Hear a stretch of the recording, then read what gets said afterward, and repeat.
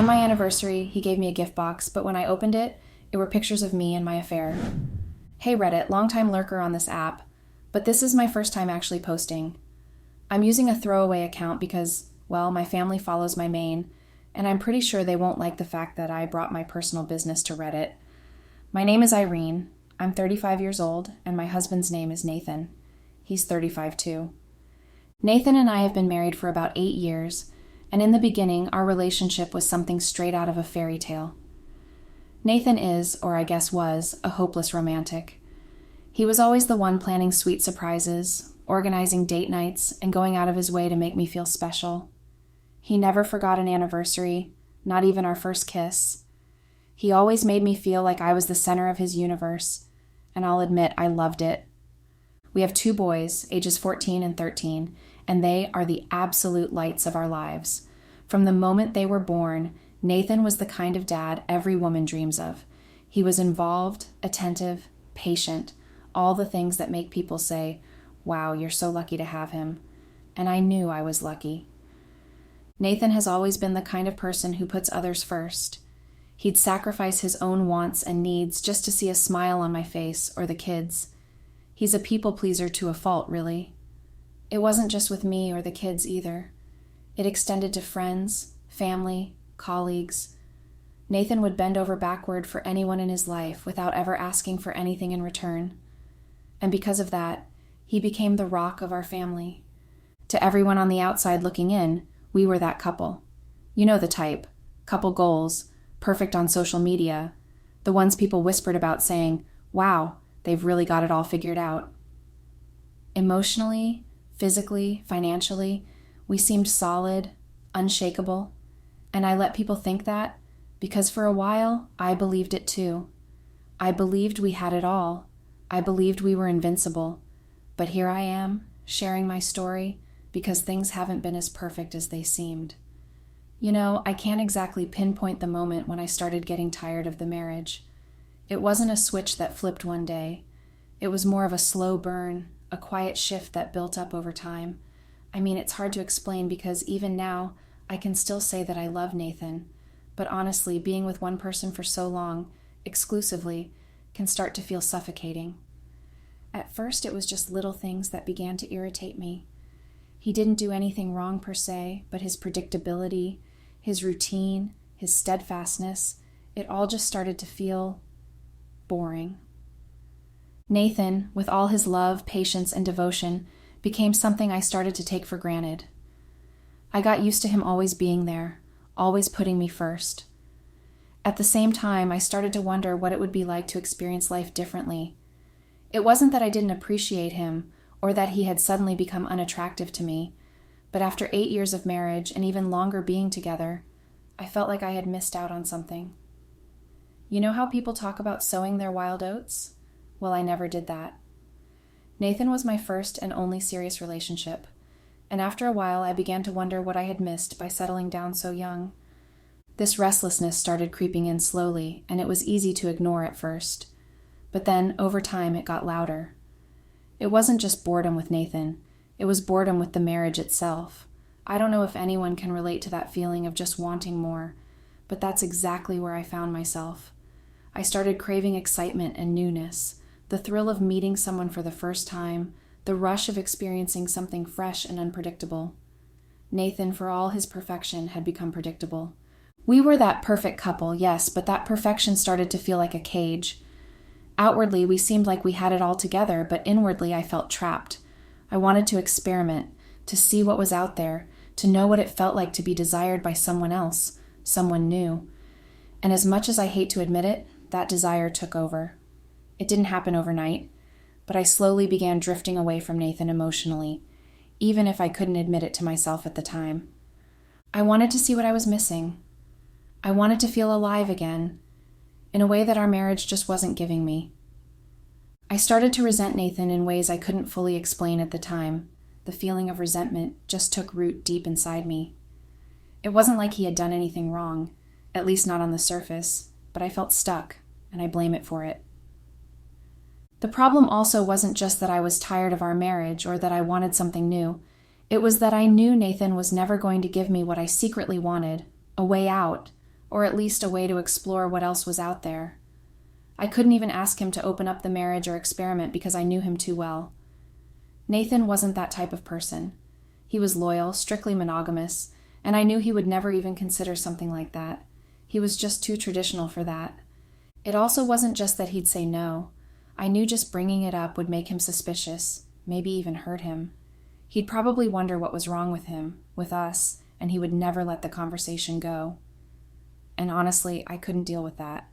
So I didn't ask, I didn't suggest it, I didn't bring it up, and that's where the resentment started to take root. I knew Nathan wasn't at fault for who he was or how he viewed relationships, but part of me hated him for not seeing that I was miserable. I resented him for not noticing how much I was pretending, how much I was just going through the motions. I mean, isn't that what you're supposed to do in a marriage? You're supposed to know when your partner is unhappy, even when they don't say it. I felt like Nathan should have seen that, should have known I was longing for something different. And yes, I get it. He isn't a mind reader, and it wasn't his job to anticipate every unspoken feeling I had. But that didn't stop the resentment from building up inside me. I started feeling like Nathan was the reason I couldn't be happy. He was the one holding me back, trapping me in this perfect little marriage that felt more and more like a prison every day. I thought if only he was more open-minded, if only he could step outside his comfort zone and let me explore a little, things would be better. Maybe if we could experiment together, see other people, I wouldn't feel so suffocated. But none of that was possible with Nathan, and the fact that I knew I couldn't even talk to him about it made me feel worse. It wasn't his fault. He hadn't done anything wrong. But in my mind, it became easier to blame him. If only he wasn't so strict about monogamy, if only he was more adventurous, if only he understood that I was changing. Instead, he kept on being the same Nathan, loving, kind, predictable, and the more he stayed the same, the more I felt trapped. I couldn't see a way out, and that's when the resentment turned into something darker. I started pulling away from him, emotionally at first. We still went on date nights. We still did things as a family, but something in me had shifted. I was no longer present. I was daydreaming about other people, other lives, other possibilities. And every time I looked at Nathan, it was like seeing a wall I couldn't climb over. I wanted freedom, and I hated him for not understanding that. Even though I never told him what I wanted, I blamed him for not seeing it. That's when things really started to spiral. I wasn't just tired of the marriage anymore. I was actively looking for something else. I needed excitement, and if Nathan couldn't give that to me, then I was going to find it elsewhere. It felt inevitable, like something I had no control over. And the more I resented him, the easier it became to justify what I did next. It was exhausting, to say the least. Nathan had also become a completely different person from the man I fell in love with back in college. The Nathan I knew back then was spontaneous, carefree, and full of life. But now, he was cautious, careful about every move he made, like he was always weighing the consequences of everything. Maybe it was because we had kids now, or maybe it was because his career had taken off, but he wasn't the same.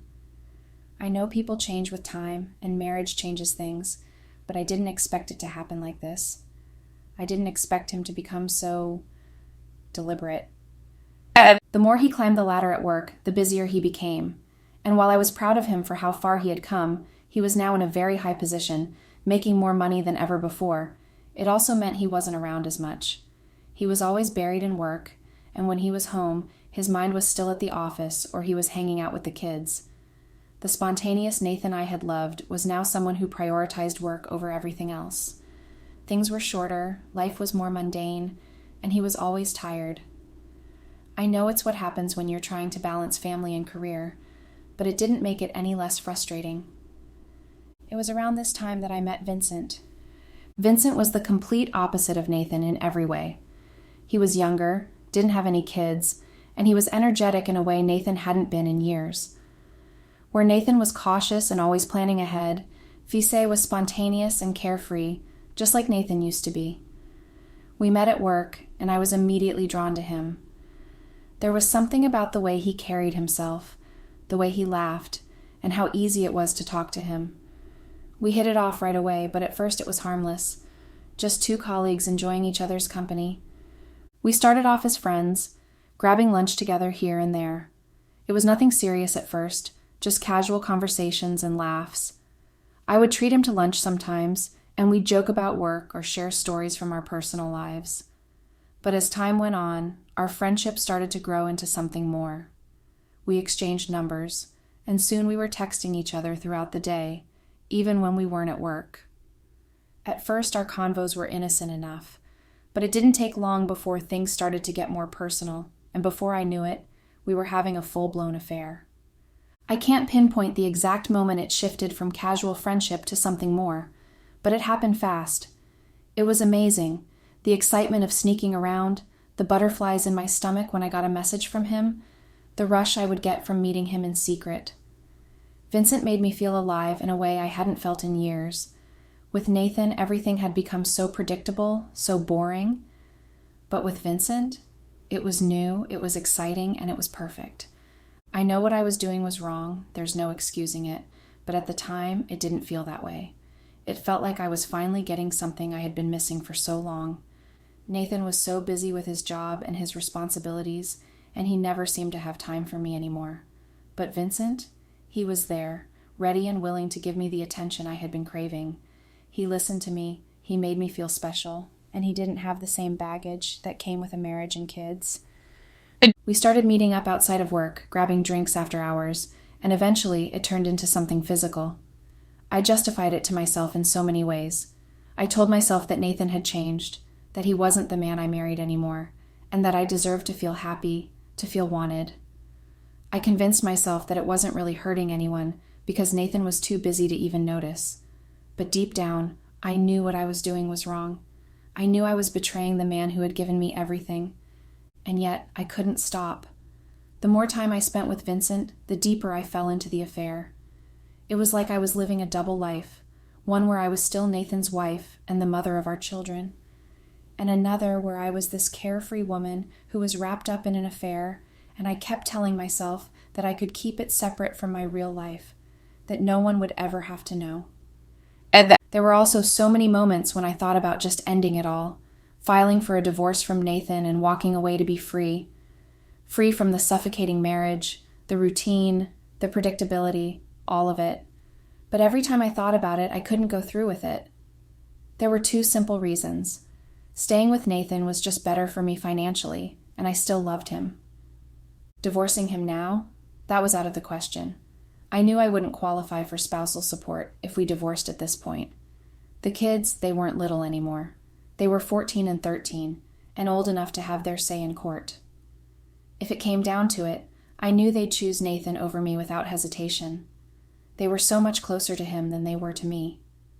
Nathan was the doting dad, always there, always involved in their lives in a way I never was.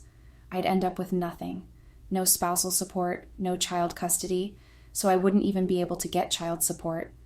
I'd be left alone and broke, and that scared me more than anything. Then there was my job. It was just something I did to pass the time, a placeholder so I wouldn't go insane staying at home all day. The pay was barely enough to cover basic expenses, let alone sustain the lifestyle I'd grown accustomed to. I couldn't maintain the house, the car, the shopping trips, the vacations, none of it. Nathan's income had always provided the life we lived, and without it, I'd be nothing. If I divorced him, I'd be broke, plain and simple. The thought of depending solely on my salary was terrifying. It wasn't enough. It would never be enough. I had an image to maintain, a lifestyle to uphold. I couldn't go back to scraping by. I couldn't bear the thought of losing the comfort and security that Nathan's wealth provided. So, as much as I wanted to leave and as much as I resented him, I knew staying was my best option. Not just out of love, but also out of necessity. Staying with Nathan was a financial safety net I couldn't afford to lose. But I wasn't planning to stay with him forever. I had a plan. In my state, once you've been married for 10 years or more, you automatically qualify for spousal support if you get divorced. Nathan and I had been married for 8 years at this point, so I only needed to wait a few more years, just a couple more, and then I could finally file for a divorce. I figured by the time we hit the 11-year mark, I'd have the upper hand. I'd be entitled to a significant amount of spousal support. Nathan was incredibly wealthy, and I knew I could get a substantial payout from him. And if we divorced on good terms, Knowing Nathan and how generous he could be, I was sure he'd continue to give me money from time to time. He had that kind of heart. So that became my plan.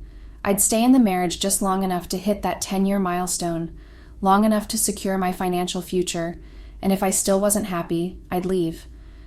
In the meantime, I would keep my affair with Vincent a secret, tightly under wraps. There was no way Nathan could ever find out. I was meticulous about it, careful to cover my tracks, making sure there were no loose ends that could expose me. I couldn't afford for him to catch on. Not now. Not when I had a plan in motion. I thought I could manage it, keep it all together, play the role of the devoted wife at home while living out my secret affair with Vincent on the side. All I had to do was wait a few more years. Just a few more years, and then I could walk away if I wanted to with everything I needed. Or so I thought. There was also the undeniable fact that I still loved Nathan. Just because I found myself in a marriage that wasn't fulfilling anymore didn't mean that my love for him had disappeared. Of course, I still loved him. How could I not? Nathan had been my rock, my partner through thick and thin, and he treated me like I was the most important person in the world. I knew deep down that there was no one else out there who could ever love or treat me the way Nathan did. He worshipped me, even after all these years. Despite everything, despite how distant I had become, Nathan still looked at me like I was the center of his universe, and that's part of why I stayed. But the closer I got to Vincent, the more I pulled away from Nathan. It wasn't something that happened overnight. It was slow and gradual, like I was slipping through Nathan's fingers without him even realizing it. I started to distance myself emotionally, physically. I stopped reaching out for him, stopped wanting to spend time with him. Little things that used to be normal between us, touching, holding hands, sitting close on the couch, became awkward and forced. I avoided intimacy because it felt like a betrayal, even though I knew the real betrayal was what I was doing behind his back. At first, Nathan didn't seem to notice.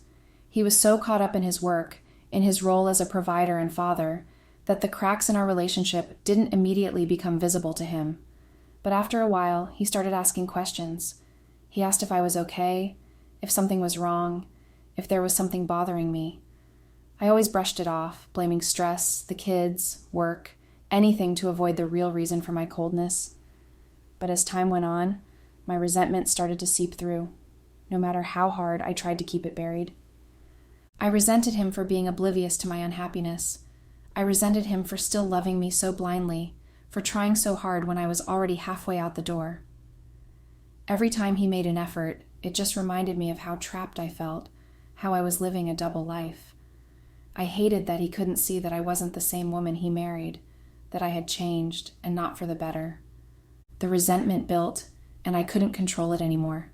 It showed in the way I spoke to him, the way I avoided him, the way I stopped caring about the things that used to matter in our marriage. And the more distant I became, the more he tried to reach out.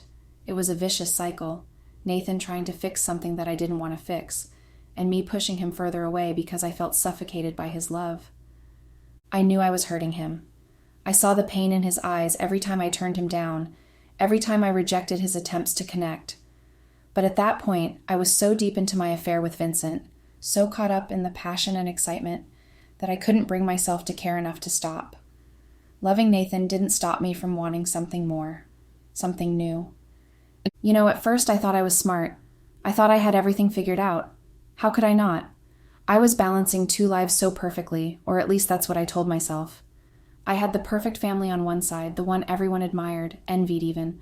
A doting husband, 2 great kids, a beautiful home. To the outside world, we were the ultimate couple, the family everyone wanted to be like. Nathan was always so good to me, so attentive, so giving. And on the other side, I had my affair with Vincent, who gave me the thrill I craved, the excitement that had long fizzled out of my marriage. I was having my cake and eating it too, and I thought I was so smart for it. I genuinely believed there was no way Nathan would ever find out. I had been so careful. I never left a trace, never brought any suspicion to myself. I thought I was playing the perfect game, leading this double life without anyone being the wiser. I had the best of both worlds, an ideal family and someone who satisfied me in ways Nathan no longer could. So why not? In my head, I had the perfect life. Then our anniversary came up. Nathan loved to celebrate it.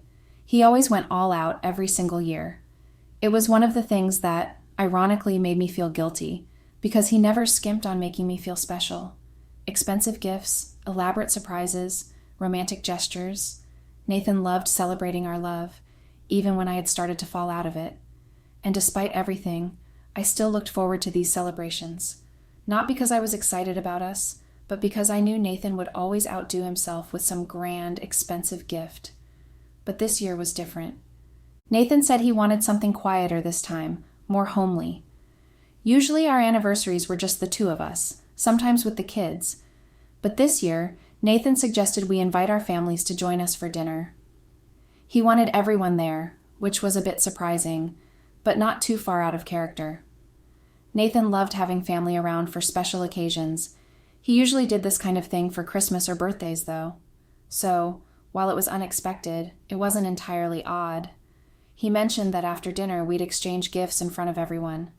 That was new, but again, I didn't think much of it. I assumed it was just part of Nathan's romantic grand gesture. I wasn't concerned. I knew Nathan had probably planned something extravagant for me, and I had picked out a thoughtful gift for him.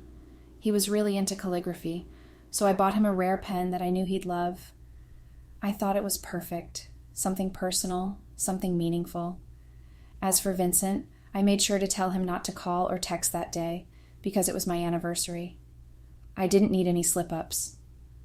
The day arrived, and true to form, Nathan had gone above and beyond. Even though he said he wanted something quiet, he still hired a team to handle the cooking and decorating. He took care of everything so I wouldn't have to lift a finger.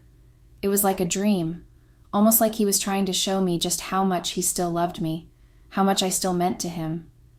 I took the day off work to relax at home and spend time with the kids, waiting for the evening to roll around. Of course, Nathan had a work emergency and arrived late, just as the other guests were coming in. But dinner went smoothly, and for the most part, I actually enjoyed myself. It was nice to have everyone together, laughing, eating, celebrating. For a moment, I almost forgot about the mess I had created in my life. But that moment didn't last long. When it was time to exchange gifts, I gave Nathan his first. He loved it, just as I expected. Everyone oohed and awed over the pen, and I felt a brief sense of relief that I had done something right. But then, it was my turn. Nathan smiled at me, this big, knowing smile, and handed me a beautifully wrapped gift box. I was excited. I was sure it was some sort of jewelry, like the ones he'd given me in the past. Nathan always had impeccable taste, and I couldn't wait to see what expensive, thoughtful item he had chosen this time. But just as he handed me the box before I opened it, he sent the kids out of the room to grab something for him. I didn't think much of it at the time. It was just an errand. But in hindsight, I realized that he didn't want them to see what was inside the box. He didn't want them to witness what was about to unfold. I opened the box, still grinning, still excited. Inside, there were photos. At first, I didn't understand. They were all neatly stacked, and as I flipped through them, I thought they might be old photos of us from years ago, memories from our relationship, maybe some kind of thoughtful gesture. But then I saw it. I saw me. Not just me with Vincent, in those kinds of moments. It felt like the world slowed down, like everything around me froze. My hands went cold, and I could barely breathe. The realization hit me like a punch to the gut, and I couldn't stop the scream that escaped my lips. I dropped the box, sending the photos scattering all over the floor. Everyone went silent. Their smiles started to fade, and they were looking at me and Nathan in confusion. And then the pieces started to fall into place for them. Slowly, they realized what they were looking at, photos of me, in the most intimate of moments, with another man. The room was filled with stunned silence, and all I could do was stare at the mess of photos on the floor. My heart was pounding in my chest. I could feel everyone's eyes on me, their shock, their judgment, and I knew in that moment that everything was over. Nathan didn't say a word. He just stood there, smiling, as if he had been waiting for this moment all along. The perfect life I thought I had built, the perfect lie I thought I was living, had just shattered into a million pieces right in front of me, and there was no going back. I was completely embarrassed, overwhelmed by shame. I didn't know what to do, so I just reacted on instinct. I grabbed the photos as quickly as I could, my hands were shaking, and packed them all off the floor. The room was dead silent, filled with confusion, judgment, and mostly shock. My mind was racing, my heart pounding so hard it felt like it was going to burst out of my chest. I couldn't face anyone, not Nathan, not our guests, not my family, so I did the only thing I could think of. I ran. I ran out of the room, not even paying attention to who was trying to call after me. Just as I was rushing out, the kids were coming back inside with whatever it was Nathan had sent them to get. They looked confused, their eyes wide with curiosity and concern. I must have looked like a mess because they tried to ask me what was going on, but I couldn't answer. I couldn't even look at them. I just ran past them, my face burning with shame, my mind spinning with fear. I could hear the murmurs of our guests behind me, but I didn't dare stop. The truth is, I didn't even know where I was running to. I didn't have a plan, no escape route, nothing. I just wanted to get away from all of it, from the humiliation, from the guilt, from the reality that had just come crashing down around me. I ended up outside, at the back of the house, hiding like a scared child. I stood there panting, trying to catch my breath, clutching the photos to my chest like they were some kind of cursed object. And the more I stared at them, the worse I felt. It was all right there in front of me, proof of my betrayal, my lies, my affair. No, I don't know how long I stayed out there. It felt like an eternity, but eventually I had to face the music. When I finally gathered enough courage to go back inside, the house was quiet. The kids had gone to bed, and the guests had all left. Nathan, too, had gone to bed without a word. It was like everyone had retreated from the storm that was my life. I couldn't face going upstairs, couldn't face Nathan, so I just crashed on the couch, still clutching the box of photos. I felt so lost, so drained. I didn't even bother checking on the kids. I just laid there, too embarrassed, too ashamed to move. Eventually, exhaustion took over, and I passed out. The next morning, I woke up to the kids shaking me awake. They were getting ready for school, and they had that same puzzled look on their faces, still curious about what had happened the night before. I could see they wanted answers. They were hoping I would explain, that I would tell them what went down while they were gone. But how could I? I couldn't tell my kids that their mother had cheated, that I had ruined everything. So I brushed them off, told them it was just adult stuff, and they headed off to school, looking far from satisfied with my non-answer. That's when I realized Nathan hadn't gone to work. He was still home. I found him in the kitchen, calm and collected, like he had been waiting for me. What followed was one of the hardest conversations of my life. Nathan told me that he had known about the affair for a long time, much longer than I could have guessed. I still don't know how he got those photos. He wouldn't tell me. But he had been sitting on this knowledge for months. He said he had hoped I would come clean, that maybe I would realize what I was doing and stop. But I didn't. He said he was done, that he couldn't forgive me for what I had done. He didn't yell. He didn't even raise his voice. He just told me in the calmest way possible that he wanted me out of the house. I tried to explain, tried to make excuses, but he wasn't having any of it. He didn't want to hear what I had to say. He said there was no excuse for cheating, none. I had destroyed our family, and there was nothing I could say to change that. He told me he was going to file for divorce, and that when he came back from work, he didn't want to see me in the house. He had delayed going to work just so he could have this conversation with me after the kids left. And now that we had it, I was expected to be gone by the time he returned. That was today, and I don't know what to do. I'm sitting here, surrounded by silence, not knowing where to turn.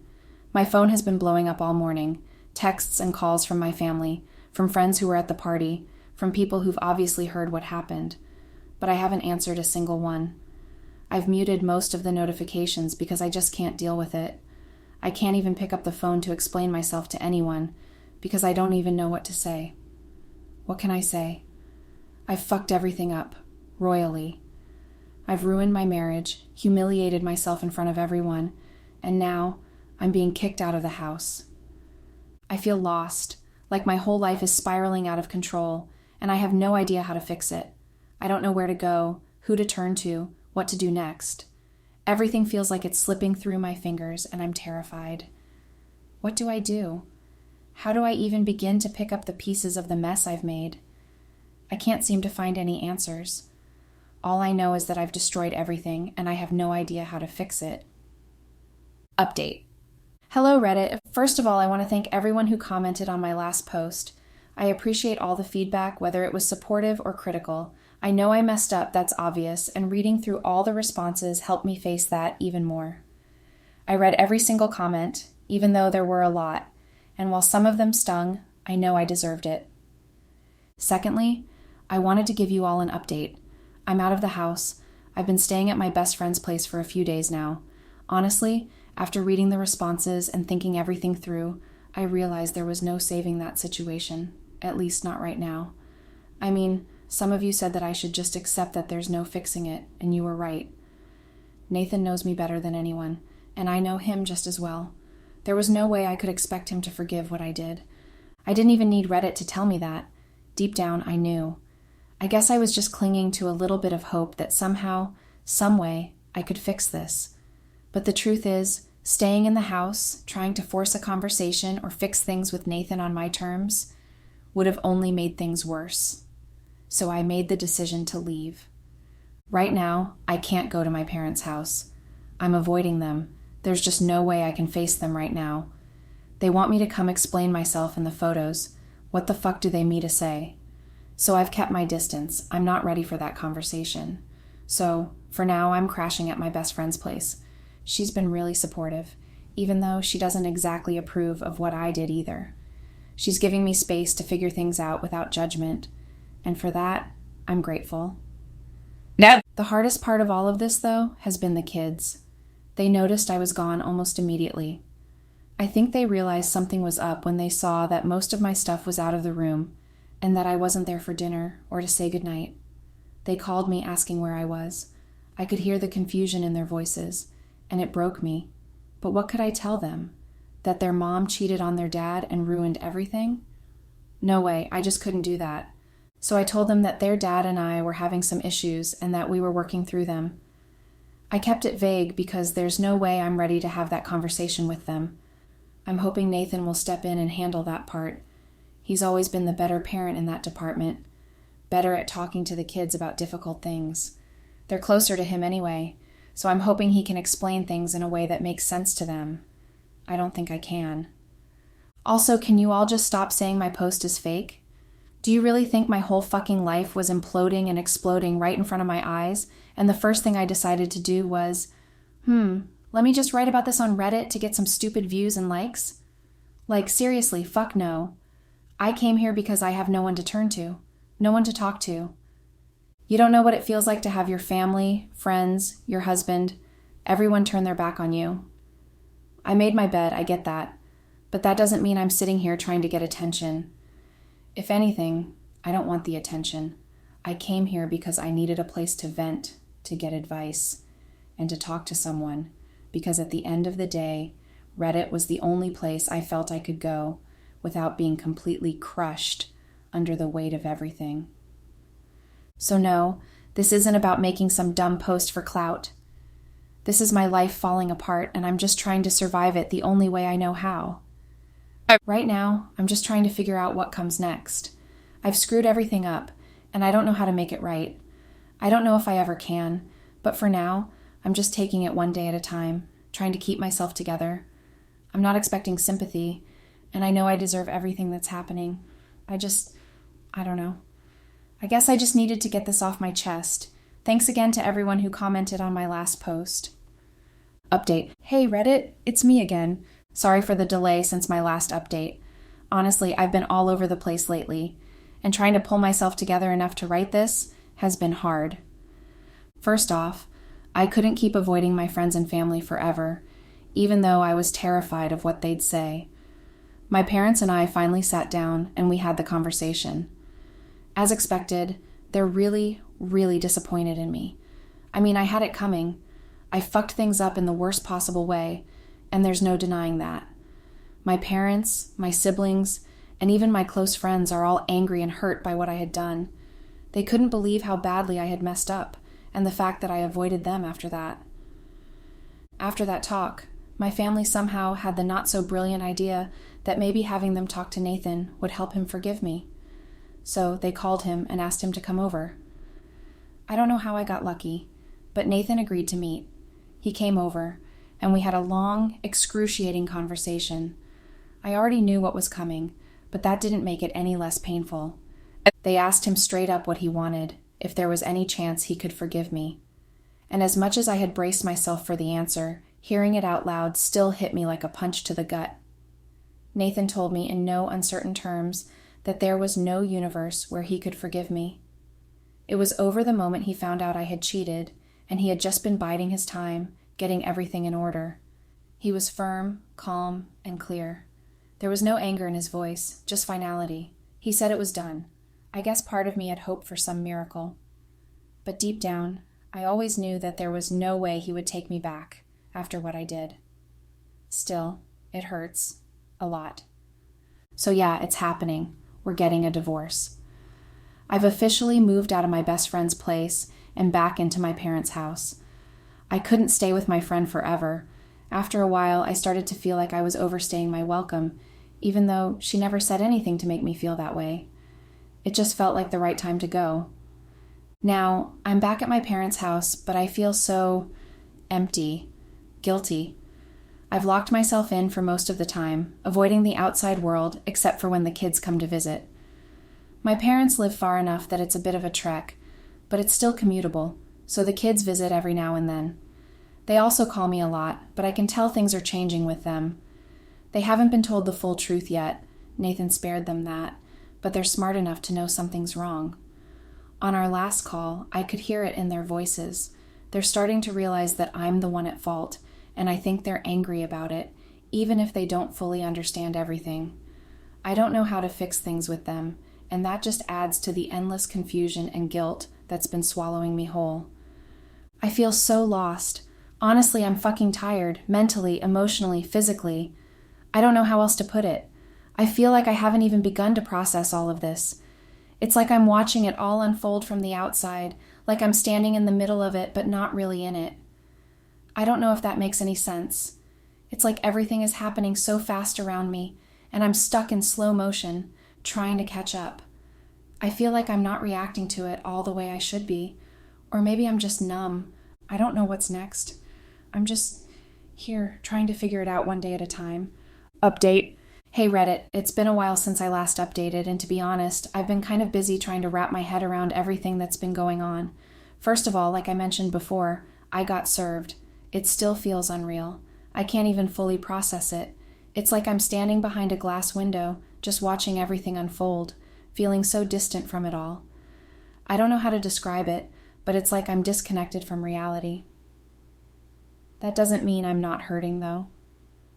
I've cried so much over the past few days. It's been overwhelming. My mom even had to take time off work just to stay with me. I think she could see how broken I was, and being alone in the house with everyone else going about their lives just made the loneliness worse. So my mom stayed with me for a few days, just hanging out in the house. Honestly, it helped. I didn't feel as alone, and just having her there made things a little more bearable. I don't know what I would have done without her. But then, the real bombshell hit. I found out who had leaked my affair. And it was Vincent. Fucking Vincent, can you believe that?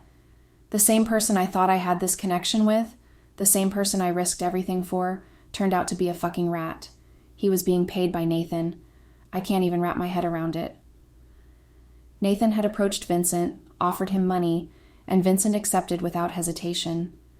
He took photos of us together and sent them straight to Nathan. What the actual fuck? I trusted him. I thought Vincent cared about me, about us. But no, he was just in it for the money, playing me the whole time. I feel so betrayed, so enraged. I keep asking myself how I didn't see it sooner. Was I just too blinded by my own feelings to notice the red flags? How could I have been so stupid? Now I'm sitting here wondering if there's anything I can do about it. Like, is there any way I can sue him for this? I mean, he took those photos without my consent, right? There's got to be some legal angle I can pursue here because I'm not just going to sit here and let this slide. The betrayal, the humiliation, it's all too much. I'm furious, and I feel like I need to do something. I'm not just going to let Vincent walk away from this without any consequences. If anyone here knows if I have any legal recourse, please let me know, because right now, I'm at a complete loss. I'm so fucking angry, and I don't know what to do next. Update. Hey Reddit, it's me. Sorry I haven't updated in a while. I've been really busy just trying to get my life back on track. Though honestly, it's been a struggle. I guess this is the final update for now, since a lot of you seem invested in the mess my life has become. So, here it is. The divorce is finalized. That's the short version. I got served, we went to court, and it was done. It took barely an hour in the courthouse, which feels ridiculous considering how my entire life crumbled in what felt like the blink of an eye. But let me get into the long version, because that's where the real crushing blow comes in. First of all, I lost custody of the kids. In my state, the laws are pretty straightforward when it comes to divorce, especially when there's infidelity involved. Custody usually goes to the other partner, and in this case, that's Nathan. He got primary custody, and I've been granted visitation rights. I'll probably end up paying child support as well. The kids are with him now, and I know it's better for them in the long run, but it still hurts so much. I can't explain how painful it is to know that I'll only get to see them on weekends or holidays. And as if that wasn't bad enough, I didn't get spousal support either. Like I mentioned before, we weren't married long enough for me to qualify for any of that, so I walked away with nothing. It's so surreal to think that after everything, I've got no financial help, no house, nothing. I knew this was a possibility, but I wasn't prepared for how crushing it would feel when it actually happened. We didn't have any major debts to split, no shared property beyond our house, which was technically all his, so I didn't get a dime. That was that. Done and over. Now I'm scrambling to find a better job because, let's be real, there's no way in hell I'm surviving on what I currently make. My job barely covers the basics, and with child support on the horizon and my parents already hinting that I'll need to start paying rent soon, I can't afford to stay in this financial rut. It feels like everything is collapsing at once, and the more I try to hold it together, the faster it all falls apart. The worst part, though? The kids. They're still angry at me. I can hear it in their voices, feel it in the way they talk to me. I don't know if Nathan has told them anything directly, but they're not stupid. They were there that night. They saw the looks on everyone's faces. They saw me run out of the house in a panic. They might not know every detail, but they've put enough pieces together to know that this is all on me. And as much as I want to explain it all, to somehow make them understand, what can I even say? That I screwed everything up because I wanted something more? That I cheated and ruined our family? I can't say that to them, not yet. But they know. I can feel the distance between us, and that hurts more than anything. They're still my kids, but I'm not sure they'll ever see me the same way again. So yeah, that's it. I'm just trying to survive, one day at a time, trying to live with the mess I've made and figure out what comes next. I don't know what's in store for me now. It feels like I'm at the bottom of a pit, looking up and wondering how I'll ever get out. But for now, all I can do is keep going. Keep trying. Thanks for sticking with me through all this, even though I know a lot of you have your opinions on how badly I've fucked up. I'm just trying to live with my choices now,